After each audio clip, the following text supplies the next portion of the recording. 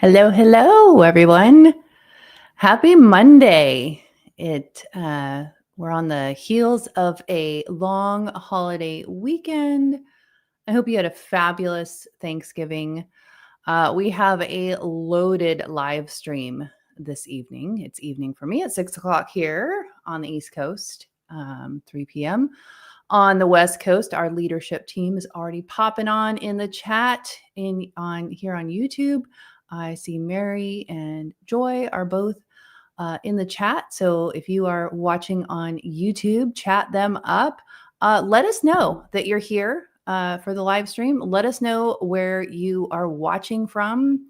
The whole idea with the live stream is for it to be interactive, which is a lot more fun for me than recording videos. My goal is just to get this information out to you, and this is the fastest way to do it. And I really enjoy engaging with the viewers. So we are also streaming on my X account. So hello, everybody on X, as well as the Conservative Ladies of America Facebook page. And Leslie has joined us, and Christopher is joining us from Ohio. Good to see you. Hope you had a very wonderful Thanksgiving. Our topic tonight is really pretty heavy, and it's really disturbing. This was announced on the 25th. So it was announced, what was that, the day before Thanksgiving or 2 days before Thanksgiving?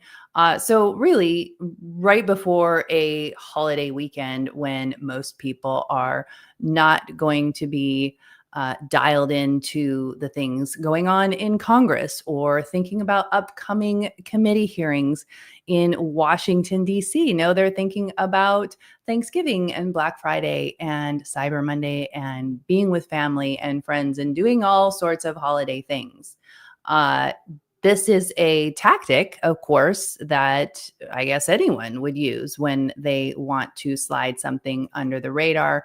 We see this a lot with legislation, whether it's dropping a bill kind of when nobody's really paying attention or scheduling a hearing when nobody's really paying attention. I'm kind of bummed about this because had I known sooner, I would have tried to go and be in Washington, D.C. in person for this hearing. So the hearing is it's tomorrow at 10:15 a.m. This is the House Commerce and Energy and Commerce Committee, and they have a slate of 18 bills that deal with, they're calling it legislation, proposed legislation to protect children and teens online. Well, that sounds lovely, doesn't it? No one's going to even bat an eye. You wouldn't think to read twice. You wouldn't think to drill down into what are these bills actually.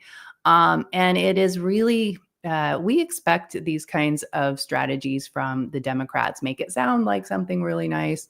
And I think I don't like the Republicans are no better. And I think that a lot of us are just kind of waking up to that. I don't think it's a new thing. I just think that a lot of us thought, especially if you've been one of the people like myself who's been waking up over the last 10 years, kind of gradually and, sort of gradually and then all at once, right? With COVID, it seems like a lot of us just all at once were like, whoa. And as far as the Republicans, I always thought, they were the good guys. And so it's been, kind of constantly continuously unraveling to see really that the truth is that a lot of politicians are really using the same playbook and using pretty messaging, things that sound good, that will not really cause any red flags to go off for we the people. And that's exactly what's going on with these 18 bills that they're going to be hearing tomorrow.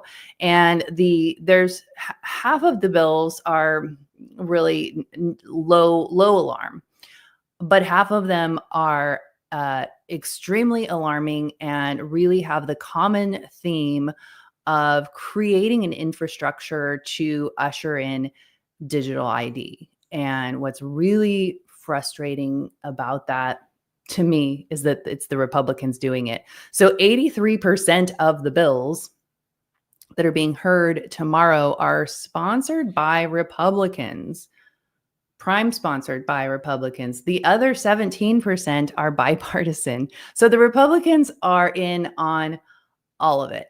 And so I know it probably sounds like, well, gosh, even to me, who's a policy nerd, and I geek out on this stuff and love it, love to hate it.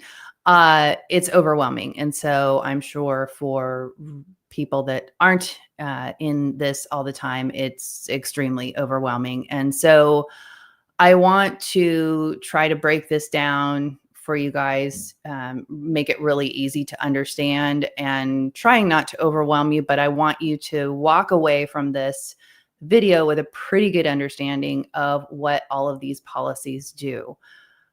I also want you to understand that, and this is frustrating to me. I was telling my husband either last night or this morning that it's really discouraging because so many of the conservative think tanks and the right-leaning parent groups and organizations are all pushing for these bills. And so how does a group like ours and someone like me, how do we make a dent in this when, we are outfunded?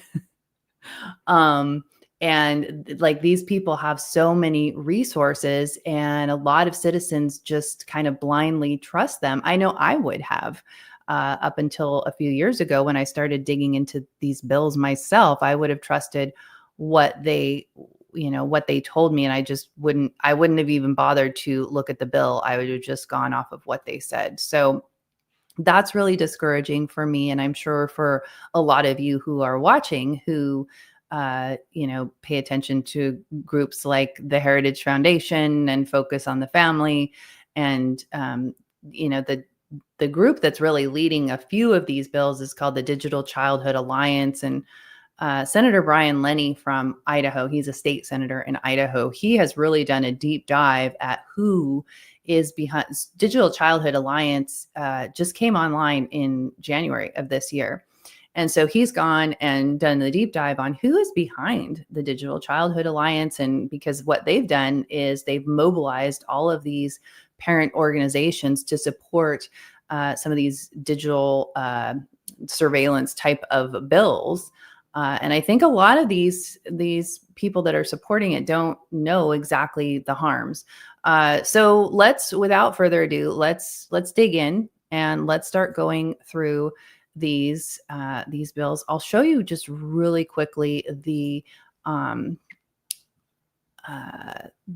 press release from the House Energy and Commerce Committee. And as I mentioned, they are, oh, you can't see it. Only I can see it. Okay. Hold, please. There we go. Okay. So they're calling it protection for children and teens online, which everybody likes the sound of that. This quote is interesting. For too long, tech companies have failed to adequately protect children and teens from perils online. 1 week from today, this committee will begin advancing a suite of online safety bills to address the challenges facing our kids in the digital age, said Chairman Guthrie and Billy Rockus. I don't know if I said that right. Parents and lawmakers both agree on the importance of enacting meaningful protections that can stand the test of time. So we look forward to this important first step. And I want to show you, here's the list of bills.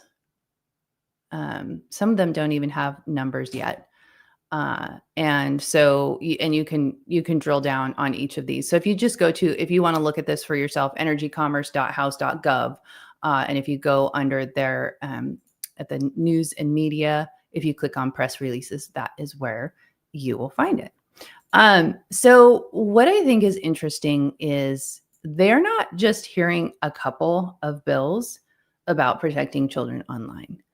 They are having a hearing of 18 bills online to protect children online. That to me signals, I don't know, it's I find that very, very concerning that they are doing 18 bills. So it's not just a small thing. It really seems like they're overplaying their hand here. And I don't know, like some of these are massive, massive bills, and others are like, let's have a committee to study this. So, um, so I find it very suspect that they have a full slate of 18 rather than just a couple. Let's take a look at Alicia Marie. What I don't understand is that first, it's a parent's responsibility to take care of their kids. Now it's the government's job when it comes to the internet. This is such an important point. And this is why it's interesting to me to see all of these parents groups who go around saying they do not co-parent with the government and for parental rights. And then they're asking the government to impose these mandates so that they don't have to parent their kids on social media. And really, and this is another thing that Senator Brian Lenny really cracked down hard on in his, it's on Substack. But he said parents just need to parent their kids. They need to take their kids off of the devices, get their kids off of the internet, and do the parenting. But it's really interesting to me. It's just fascinating that these people who run around saying that they don't co-parent with the government are begging the government for these mandates and are willing to give their child's data and information to these big tech companies and to the government. They're willing to risk their child's privacy and their own privacy and the privacy of everybody else in the country, because this isn't just about kids. This isn't just going to be for the kids to have to do. How are they going to make sure that you and I are old enough to be able to download an app from the App Store or be able to use an AI chatbot like ChatGPT or Claude? So this is it's just amazing to me, like the hypocrisy and like, do they not understand what the policies are doing? I don't know. So let's dig right into it. I have a little presentation for you guys here so that we can walk through this. And I will put this up on our website so that if you want to go and grab the screenshots or grab a link to this and be able to share it, I'll do that tomorrow morning. Okay, so 18 federal bills that could kill the anonymous internet. So think about this is another thing too. A lot of people, I know this is a big thing for people who may, let's say you live in Washington State and you work for, let's say you're a teacher in Washington State. You're a conservative teacher in Washington State, and you want to have an X account, but you don't want to use your name. You want to be anonymous because you don't want the teachers union or your school district or parents in your school district to be able to find you. Not that you're doing anything nefarious or anything that you shouldn't be, but you just, to protect your privacy. You won't be able to do that. You will have to upload age verification data. So a government issued ID, perhaps biometric data. This is going to create big problem. I don't think people understand how big the problems are going to be with these types of bills. So let's go. We're going to go from worst and then we're going to work our way down. So grab yourself a coffee, or I'm having my wine because it is after 6 here in Florida. Okay, so the worst one is the Reset Act. It is a total social media ban for minors under 16 years old. So this will be federal. There's no exceptions. So your state can't have different rules. Your state can't say 14. Everybody in the United States, 16 and under, would not be able to use social media. Now, regardless of what you think about that, if you think kids shouldn't be on social media at 12 years old or 14 years old or whatever, that's fine. But don't you think that we as parents should be the ones to decide, not the government? I do. So there's no exceptions for this. So parents cannot override this government mandate. If you are a homeschool mom who wants your child to be on some kind of social media, let's say a Facebook group or a Snapchat group or something with some other homeschool kids, you wouldn't be able to do that either. And so then they what was I? Sorry, I lost my train of thought there, guys. So it would force government ID for every user on social media. You will have to upload government ID. Now, this already happens with like if you have a monetized Facebook account or something like that, you already have to do that in order to get the payout. This would be for everybody who wants to use social media, and then it would delete. Millions of existing teen accounts within months. And so this is a national digital ID that they're disguising as teen protection. So and the problem, one of the things I want you guys to think about as we're going through all of this is what is the infrastructure that they are setting up here? Like right out of the gate, I mean, I think it's awful out of the gate. Maybe you don't. But think about future. Where would they expand this? Because the government never scales back on policies. They always expand. And they do it incrementally because it's easier for them to do it that way. If they take a big leap, then the citizens are more likely to notice. But if they kind of inch it along, and this is a perfect way to introduce digital ID because everybody wants to protect the kids. So let's start it as, protecting children and teens online. And then they're able to inch it along further and further. And maybe it flies under the radar the next time the next thing that goes through, the next step. So how do they know? They will have to verify everyone. So I've got, and it might be a little hard for you to read right here. It is very hard for me to read. So on go the glasses. Right here in the bill language, they have here that every known minor account within 7 months has to be deleted. Again, how will they know? They're going to have to verify every single user.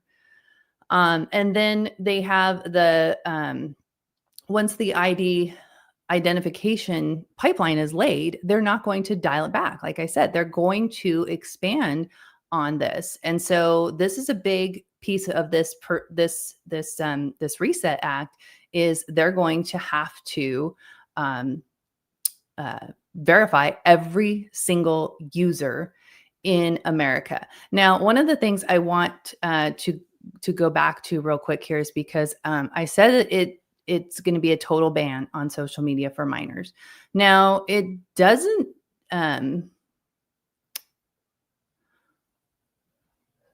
Sorry, I lost my train of thought again, you guys. Okay, we'll just move on. I can't imagine any conservative would go for this. I know, but they do. Like I said, the Heritage Foundation, Focus on the Family, Moms for Liberty. A lot of the parent groups are behind this. They're writing op-eds on this. It is like I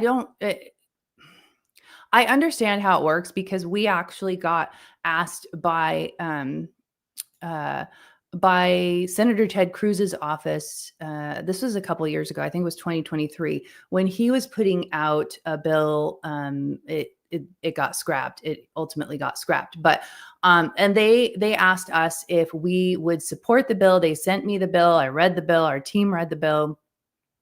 Would you support this bill?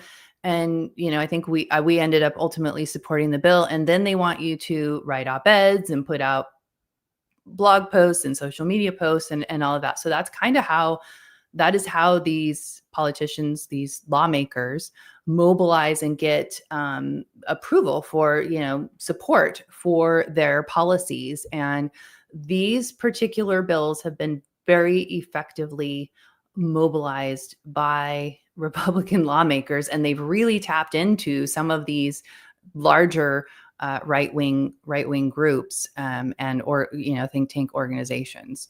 Okay, so let's go back to our slides. We're going to hit bill number 2. And if you guys have questions, I am watching the chat and we've got our team in the chat. But if you have questions as we go, please feel free to put those in the chat. Okay, so number 2, this is extremely concerning. This is the Safe Bots Act. And basically, it's a de facto chatbot ban for anyone under 17. Now, it doesn't say that in the text of the bill, but the way that the bill is written, the tech companies are going to overcompensate because they don't want to be, they don't want to get penalized for not enforcing this. So like I said, it's not an explicit ban on paper, but the liability trap makes it impossible for the companies to let the kids use them. And then again, this is like, no matter what you think about these chat bots, and I realize, like, I have 4 kids, so I get it. Parenting in a digital age is really, really difficult, and it's way more difficult now than, I had my first child in 1996, and parenting in 1996 was a totally different ball game than it is now. And even, my youngest were born in 2006. And so they were kind of coming, it wasn't to the age where, like, now you see toddlers in the grocery store with iPads while they're going around in the cart. It wasn't like that for us. But I think, it's really important for parents to step up. And yeah, social media is a problem for kids. And guess who has control? The parents have control. The parents don't have to give their kids these devices. And the parents can control this. You don't have to let your kid walk off with an iPhone to school all day and you don't know what they're doing. Is that going to take more work and more time? Absolutely. But that is our job as parents. We cannot be subjugating our duties to the government. This does not end well. So this applies special rules, disclosure, break, prompts. Like after 3 hours, it would, something like 3 hours, it will prompt. Yes, it prompts them after 3 hours. 3 hours is a long time for your kid to be using a chatbot when the chatbot says, "Hey, it's time for a break." That is crazy. And then the only when the company knows or willfully disregards that a user is under 17, the same actual knowledge or willful disregard that a user standard is used in every age verification law that we've got here. Companies face unlimited FTC fines and lawsuits from 50 state AGs if they get it wrong. So another theme that we're seeing with these bills is that they give immense power to state attorneys general. And that's very interesting, especially whenever they all, Democrats, far left, right, moderates, whenever they all agree on something, that should be a big red flag to all of us. The result is that every major AI provider will block under 17-year-olds. They'll require government ID, facial scans from everyone. That means you and me. No parental opt-in would be allowed once the company knows that the child is a minor. This covers all of your AI chatbots like Grok, ChatGPT, Claude, Gemini, etc. And this would also include in-app AI. So, I mean, to me, it sounds like a huge pain in the butt. Okay, let's see. This is some of the language. This is some of the language from the bill. A covered user is actual knowledge or willful disregard that the user is a minor. And then nothing in this act may be construed to require age collection. But how are they going to know if the user is a minor or not if they don't collect age verification data? A side note here, this particular bill is the House version of Senator Hawley's GUARD Act. Senator Hawley's is a blatant AI chatbot ban for minors. So this one, while it doesn't directly say that, it has so much regulation in it that that it will ultimately end up being a ban there. So. All right, so this is our second worst bill, the Safe Bots Act. Okay, the Screen Act is, and this sounds good. All of these sound good, you guys. Mandatory porn age verification goes federal. 24 states have already enacted a law like this. Texas, Idaho, Florida, California. Like it's a mess of blue and red states. So this, again, it's not a blue state problem. It's not a Democrat problem. This is all of our lawmakers are on this. So this forces government ID and facial scan to view legal adult content. This covers any site that might host harmful to minors content. So we're talking about Reddit, Discord, X, YouTube. Checking the I'm 18 plus box would be explicitly illegal. So if you go to like, like a alcohol website or something that sells nicotine, you have to check that box that says you're over 21. In this case, that would be illegal. And again, this is the law in 24 states. And I get it. Like nobody wants kids to be viewing porn, but this whole mandatory age verification, this digital ID, that's the common theme here. This is all part of the infrastructure that is going to usher in full digital ID. And I cannot state this strongly enough. This isn't just for kids. This is for every user. So this is alarming. And honestly, it blows my mind that we don't have like media and podcast hosts and conservative influencers. It blows my mind that people are not talking about this, because this is going to impact all of us. Like, I don't want this. I want kids to be safe, but I don't want this. I mean, this is going to be huge. Like, at what point do we say, okay, no more social media, no more cell phones, no more, I think we're starting to get closer to that for sure. A lot of people are getting that way. So here's some of the fine print in this particular bill. Requiring a user to confirm that the user is not a minor shall not be sufficient. So again, that checkbox, not sufficient. Every United States IP address must be age verified. This is going to be a very tricky issue. What if they're using a VPN? What if it's difficult for them to get it?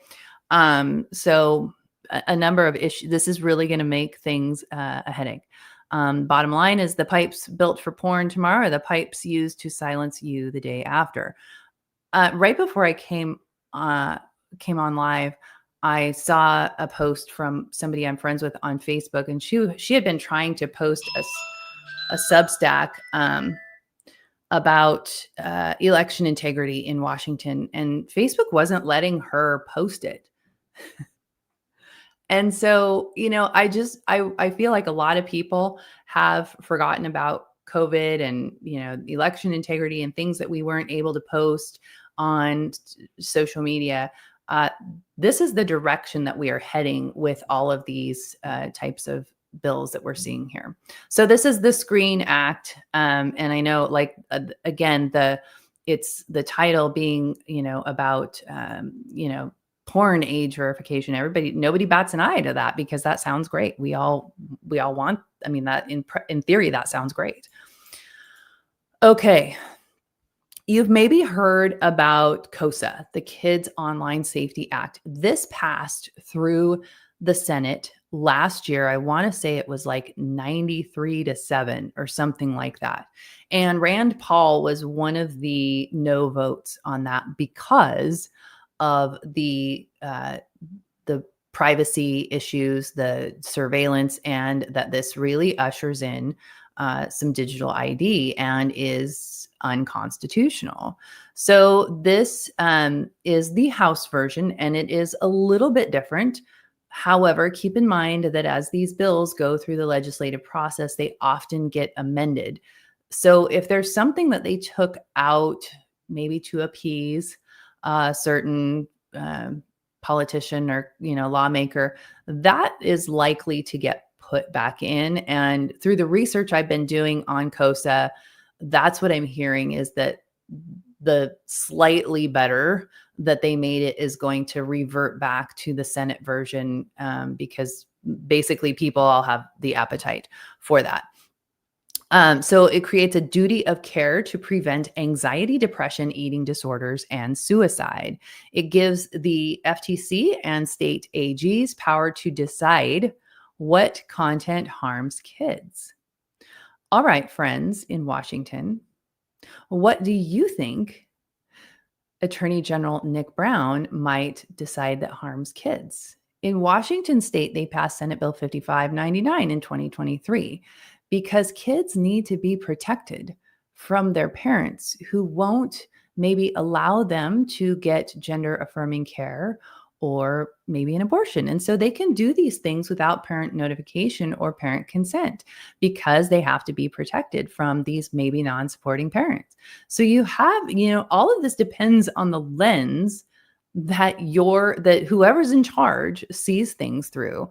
So this is very, very concerning, very, very dangerous. And it, again, I don't know why people are not running around with their hair on fire over this stuff. Again, mandatory parental surveillance tools and addiction metrics. Again, this is a proven censorship vehicle. It was killed in the House in 2024. Let's see if there's anything else I want to tell you before we move on. I don't think so.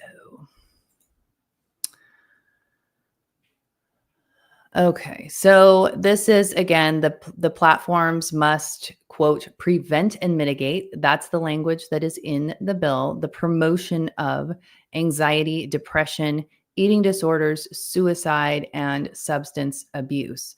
So, you could have, just think about like anxiety and depression from, let's go back to our example in Washington.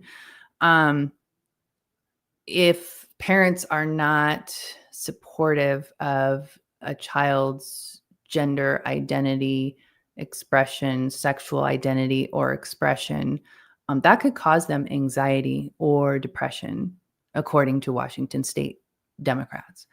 And so they would need to make sure that content was not available that taught kids about actual biology and that there's only two genders. So this is a disaster, and like I said, who defines promotion, right? Like we had people, and you still have, I don't know if you guys have seen this, but since the HHS came out and said, or the CDC came out and said that vaccines were linked to autism, my Facebook feed is flooded with states I've never even been to. But I have state health departments from New Jersey and Arkansas and wherever.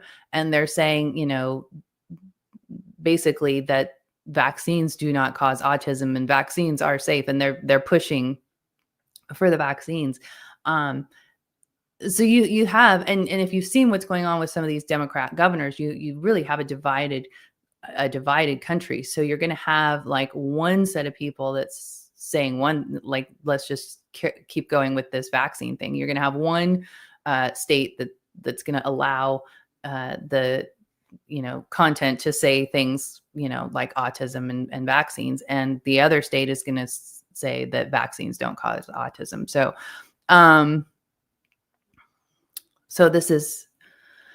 it's a disaster. It is a disaster, just waiting to happen. It's in progress, a disaster in progress. Do the Republicans need any Dem support to pass this? They already have it. All of these bills are bipartisan. So they're all already in on this together. I guess my thought here is, who are the Republicans that would oppose this? I think Marjorie Taylor Greene, but she's resigning, so she has just a month left. I think Thomas Massie will definitely not support this. One of the kind of harmless bills in this package is proposed by Kat Kamick of Florida. And I actually thought about reaching out to her to see what she thinks about some of these, kind of see if I can have a conversation with her about some of these bills. I feel like this is such an uphill battle because there is so much bipartisanship, um, and because conservatives are not like, they don't even care. Oh yeah, protect kids. That sounds great. Let's do it. It's shocking to me that people are, just not even paying attention to this. And before you know it, we're going to have digital ID, and everyone's going to be like, when did this happen? We have to pay attention. I know that legislation is not sexy or glamorous, but we have to pay attention. These are the laws that we live under. Okay, this one is Sammy's Law, and this is by the main sponsor of this, I believe, is Debbie Wasserman Schultz. I think she was really in with the Clintons, if I recall correctly, and she's here in Florida. So this is live parental and government monitoring. So it forces platforms to give parents real-time API access to kids' messages and activities. And then once the API exists, law enforcement could get it too. Now, the question is, would they be able to get it without a warrant, or would they be required to have a warrant? What cases would they be able to get it without a warrant? See, these are the things we have to think ahead. So basically this turns every teen's account into monitored surveillance node. If we're going to be monitoring these kids as teenagers, this is going to become the norm to them. And so then they're going to be monitored as adults. They're going to graduate from, it's not like they're going to turn 18 and it all shuts off. This is going to continue. So this infrastructure is going to follow our kids into adulthood, which should really be scary to all of us. So not just us, but our kids are going to be. Did I miss a slide? Maybe not. Again, it's another bill that is dressed up like parental controls, parental empowerment, protecting kids. And I think I think the reason they are calling it Sammy's Law is because a kid named Sammy was, direct messaging with someone.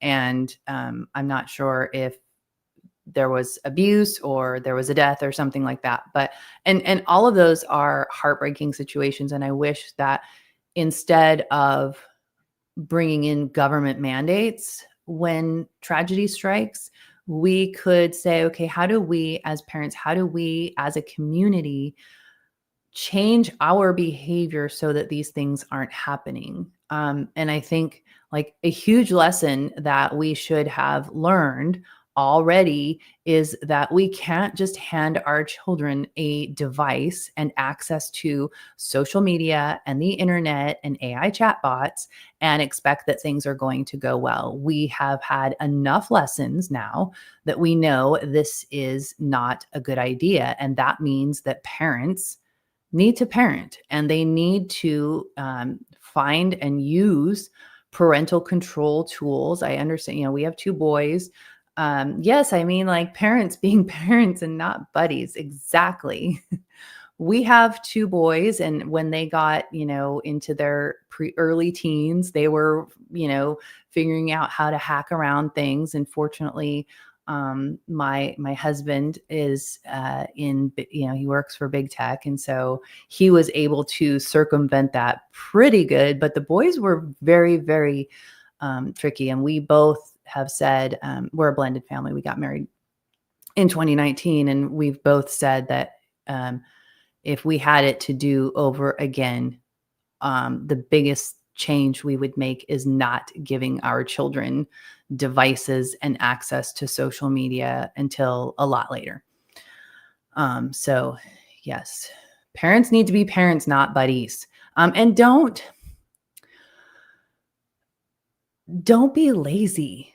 Right. And I get it. It's easy to like plug your kid into a device, but we are dumbing down our children by doing that. And we are not just dumbing them down, but we are not giving them the relationship opportunity with us as parents when they're spending so much time and when we are spending so much time in front of our devices. And so this is like, I just feel like this is something that all of us, my kids are all over 18 now, but hindsight's 2020, of course. And if I could go back and do things differently, those are a few things I'd go back differently. And so hopefully some parents will hear us, those of us who have kind of been through this a little bit, the rookies through the digital parenting age, and so they can learn from us.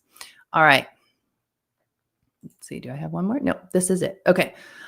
So if you guys have been watching our channel, or if you get our Substack, or if you follow me on social media, this is a hot button one. And this is, I was telling you guys at the beginning of the live stream, the Digital Childhood Alliance is the organization pushing for this policy. They passed it this year in Utah and Texas and Louisiana. And now they want to pass it at a federal level. So it will apply to all 50 states. It will apply to every single one of us, not just the kids, but you and I, every single American that downloads an app from an app store. So the App Store Accountability Act makes Apple and Google become the age gatekeepers. The app stores must verify the age and get parental consent before minors can download apps. There's a number of problems. There's a number of different practical issues that could come up with that. If you are, if you are a divorced family, and your child is between two houses, how does that work? And there's a number of other things just beyond the fact that you have to give your age verification data, government issued ID, perhaps biometric data, to these app stores to be able to download an app. So it forces age signals to be shared with every app. Now, some of these apps, developers may not be in the United States. So is it possible that foreign government could also get this data? They can't sell it, but they could share it. It turns your phone into an age track device from the moment you open the store. Now, here's the biggest thing with this bill that I feel like a lot of the supporters are missing. So your child now has to ask for your permission, and you both have to upload your data. And you, if let's say you don't have kids, you're still going to have to provide your data if you want to download the Bible app or any other app for that matter. The kid convinces the parent to download Snapchat. And in Snapchat, you've got the messaging and you've got the AI chatbot and all these things within the app. None of that is changed by this particular policy. So all of the dangers that exist in the app are still there. I like to say you've locked the door, but you left the window wide open. And so I think this is a terrible policy. It has been very heavily, they've mobilized the parental rights groups, parent organizations, a lot of the, like I said, America First policy or America policies. I don't know. It's a conservative think tank. The Heritage Foundation is also supporting this. Moms for Liberty is supporting this. Those are a few that I know off the top of my head. And Senator Mike Lee introduced the Senate version of this bill, which was really disappointing because Mike Lee used to be really conservative, and I don't know what happened. Anyway, let's see. There was something else I was going to show you. Oh, that's different. Okay. So these bills that we've just gone through, these are 6 of the bills that will be heard in committee tomorrow. So what can you do? If anybody makes phone calls, I know a lot of people are kind of weirded out by making phone calls anymore, but you can call the committee line tonight. And the committee line is right here, 202-225-3641. And all you have to do is say, I oppose all of these bills. We don't want digital ID. This is not the way that we protect children. Share this live stream, help us spread the word. Like I was saying earlier, it's very frustrating for me. How do we make a difference when we are just like this small, we are very grassroots. So those of you who are paid subscribers to our Substack, or if you donate through our Give, Send, Go, or if you give thanks through the YouTube thanks button, is a way that you can support us. But how do we compete against some of these people? And so we have to, and Joy reminded me today, she's like, a little pebble can create an avalanche. And so we're trying to be that little pebble and create an avalanche. You can watch the live stream tomorrow if you like to drive yourself mad, as I seem to do, because I watch way too much government hearings.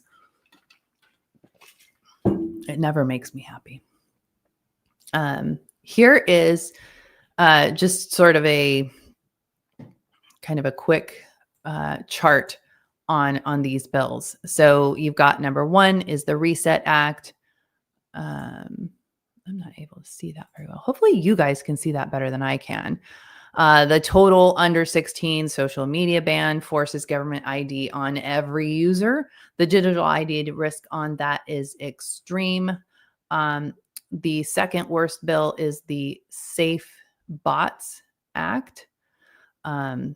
It essentially bans kids from AI chatbots, requires mandatory age verifications for chatbots like Grok, ChatGPT.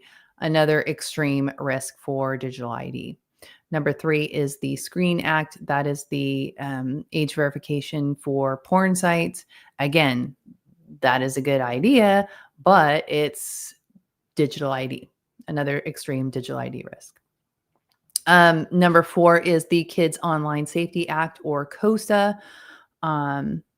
This is duty of care, censorship, mandatory parental surveillance tools, very high. And then five, we've got Sammy's law that gives parents and government access to their kids' messages. Again, that's high. And there are parental controls and tools that parents can get to be able to do this stuff without the government mandating it and taking our digital ID. And number six is the App Store Accountability Act, where app stores will require age verification data for every user to download an app. Number 7 through 18 is all the other bills that we didn't go over. We are coming up here on 7 o'clock my time.